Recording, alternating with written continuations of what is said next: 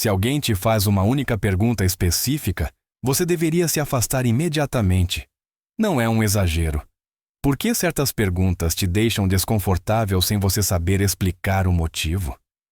Por quê? Mesmo que a pessoa sorria, seu corpo percebe perigo.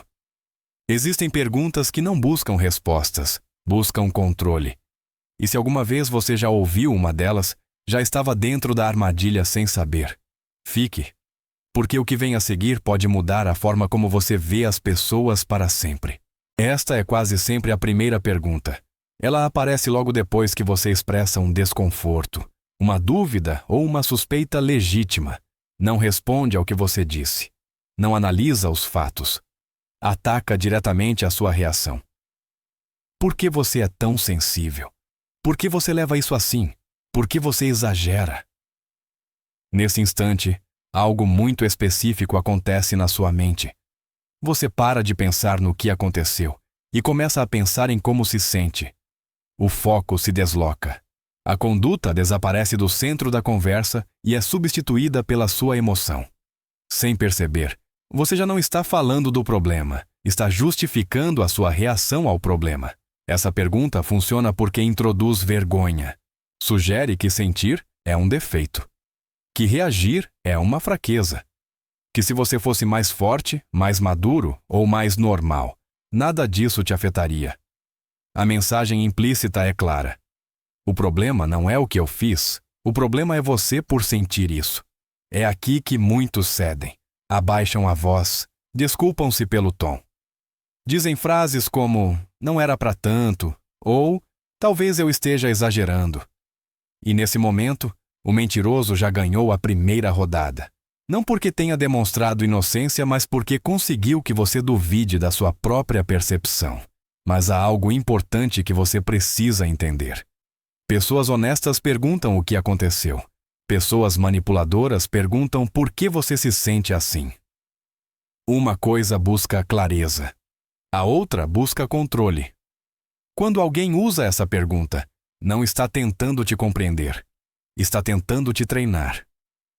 Treinar você para que da próxima vez se cale. Para que da próxima vez hesite antes de falar. Para que da próxima vez tolere um pouco mais. E assim, pouco a pouco, o silêncio se transforma em hábito. Essa pergunta não aparece no início. Ela chega quando você já apontou algo concreto. Quando já existe uma rachadura na história. E em vez de explicar, a pessoa dá um passo para trás e te olha como se você a tivesse ferido. Você não confia em mim? Nesse momento, o conflito muda de forma. Não se trata mais do que aconteceu, mas sim do que você sente por essa pessoa. A conversa se desloca do fato para o relacionamento. E esse movimento não é acidental. É uma inversão calculada de papéis. De repente, você é quem deve tranquilizar. Você é quem deve provar algo. A pessoa que está sendo questionada se torna a vítima emocional. Ela suspira, abaixa a voz, adota um tom magoado. E você, sem perceber, começa a explicar por que sim, confia, por que não queria dizer aquilo, por que não era um ataque. Aqui está a armadilha. A confiança não se exige.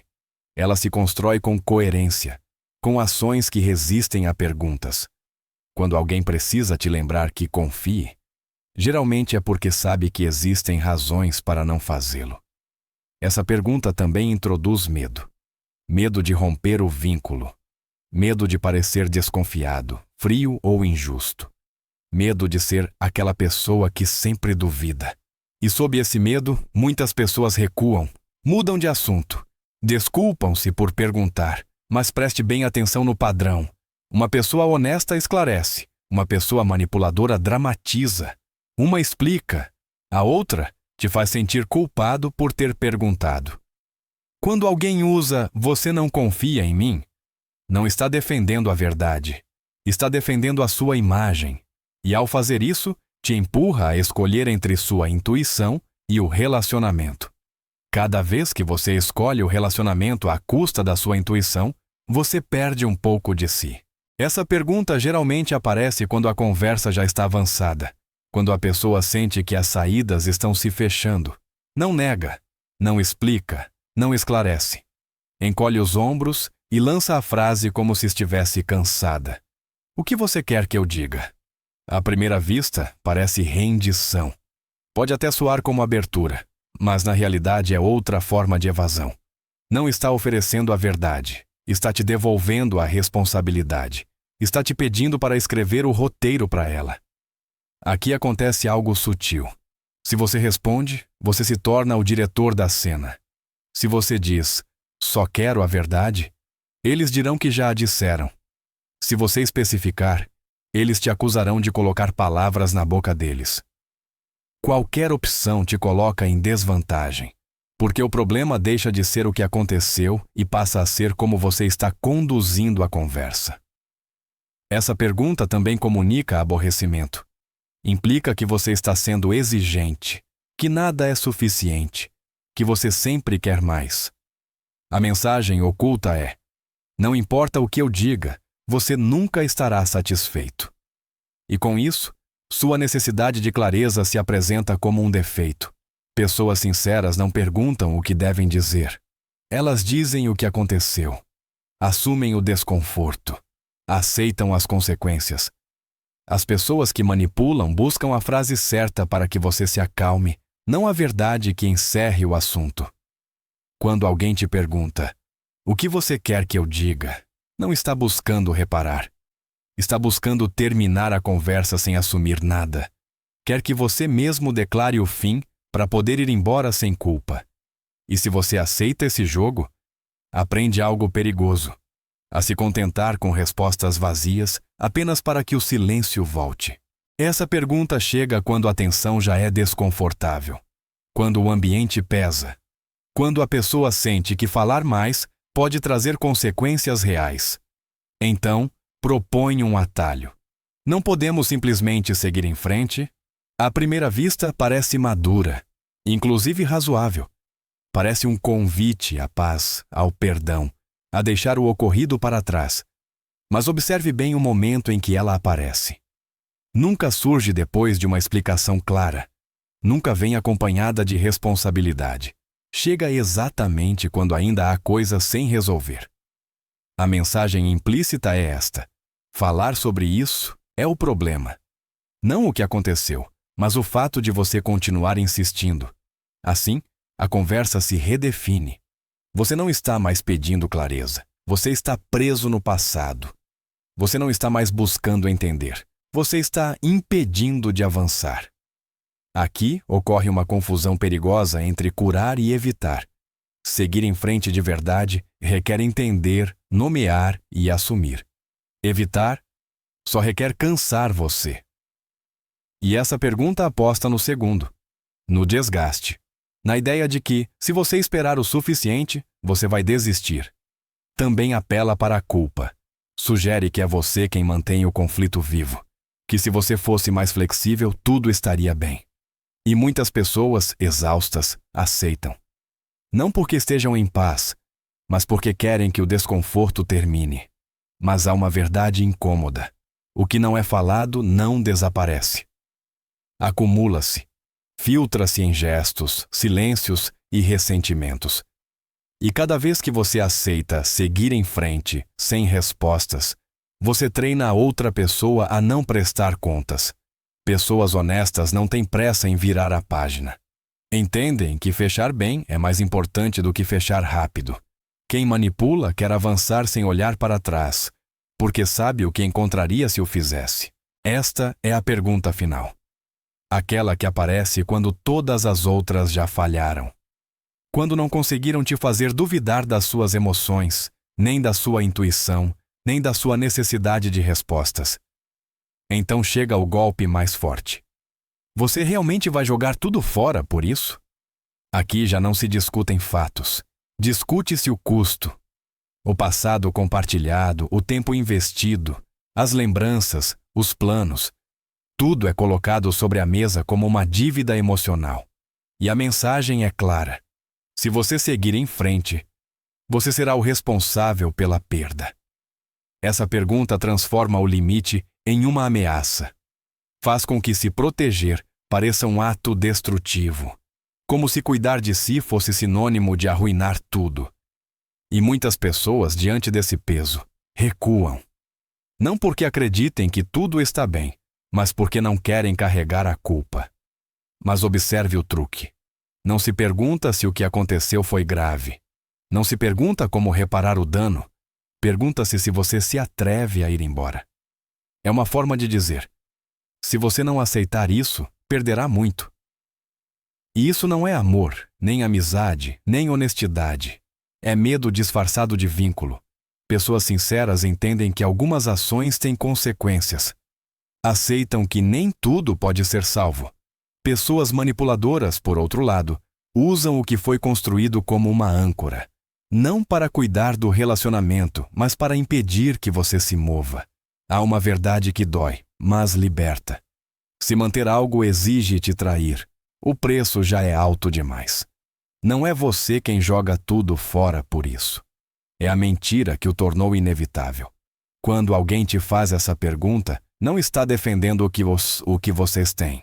Está defendendo o que poderia perder se você decidir se respeitar. Se você observar essas 5 perguntas juntas, um padrão claro aparece. Nenhuma busca informação. Nenhuma tenta compreender o ocorrido. Todas têm um mesmo objetivo: mover o foco para longe dos fatos e colocá-lo sobre você. Sobre como você sente, como reage, como decide. O mentiroso não precisa te convencer de uma versão perfeita. Ele só precisa te cansar de perguntar. Por isso, essas perguntas não atacam a lógica, atacam a percepção. Não dizem isso não aconteceu. Dizem, o problema é como você está vivendo isso. E quando você aceita esse enquadramento, a verdade deixa de importar. Há algo ainda mais profundo. Essas perguntas criam uma hierarquia invisível. Uma pessoa se coloca como juiz do que é razoável, maduro ou exagerado. A outra fica em posição defensiva, explicando-se, justificando-se, suavizando. Essa assimetria é poder. Há também uma sequência. Primeiro, sua emoção é questionada. Depois, sua confiança. Em seguida, sua forma de perguntar. Mais tarde, sua insistência. E no final, sua decisão de ir embora. Passo a passo, sua margem de ação é reduzida. Não de repente, mas lentamente, até que duvidar de si mesmo se torne automático. O importante é entender isto. Quando você reconhece o padrão, ele para de funcionar. Porque você já não responde à pergunta, você observa a intenção por trás dela. Você já não se defende, você se posiciona. E nesse momento, a dinâmica muda. Pessoas honestas podem se sentir desconfortáveis, mas se mantêm nos fatos.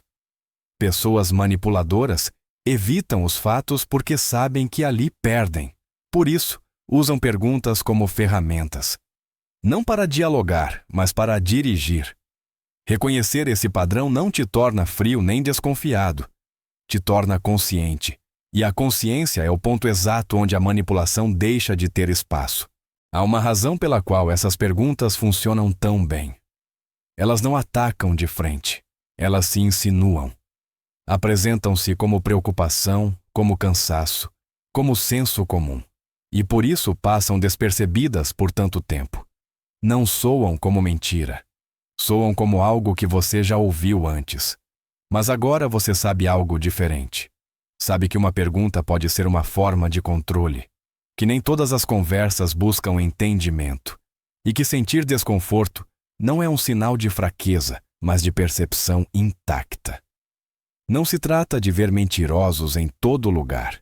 Trata-se de ouvir sua reação interna quando alguém evita responder e, em vez disso, te empurra a se explicar.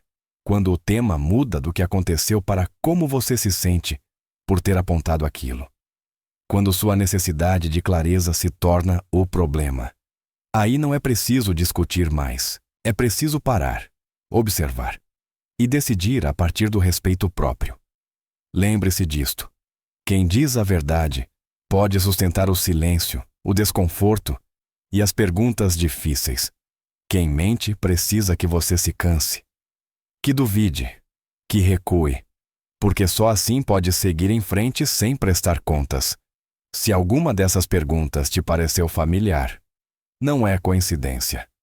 Você provavelmente já a viveu. E se hoje você a reconhece, é porque está pronto para não cair de novo. Da próxima vez que você ouvir uma delas, não responda imediatamente. Respire. Olhe o padrão. E escolha com calma. Aí começa a sua liberdade.